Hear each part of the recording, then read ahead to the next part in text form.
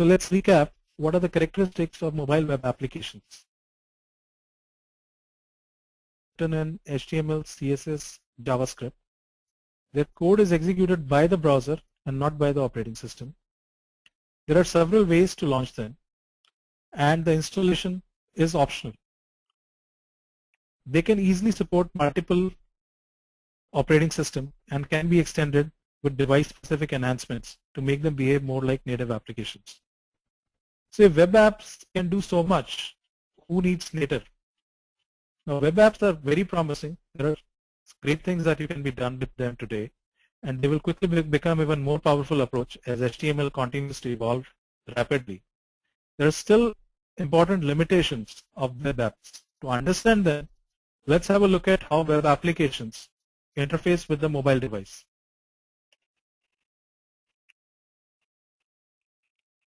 So you remember this slide, right? We just saw how a native app interacts with a mobile application, where a native app has a direct access to all the low-level APIs provided by the operating system.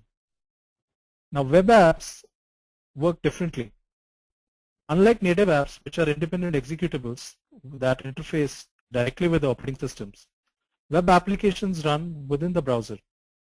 Browser itself is a native app, and it has direct access to the operating system APIs.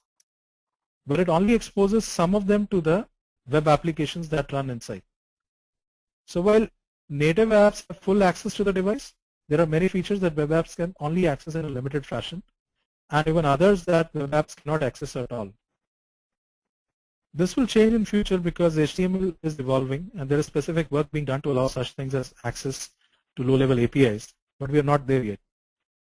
One specific element of the browser that I wanted to highlight is the rendering engine. This is the heart of the browser. It's the part that translates the HTML, CSS, and JavaScript into a real live user interface. Today, all leading smartphone vendors are using the same rendering engine in their device.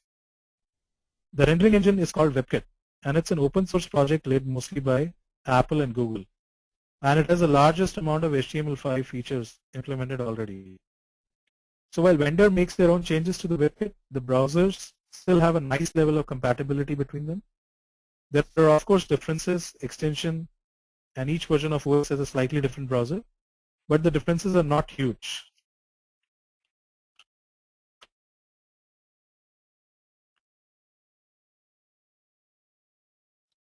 So now that we understand both native and web apps, let's compare the two.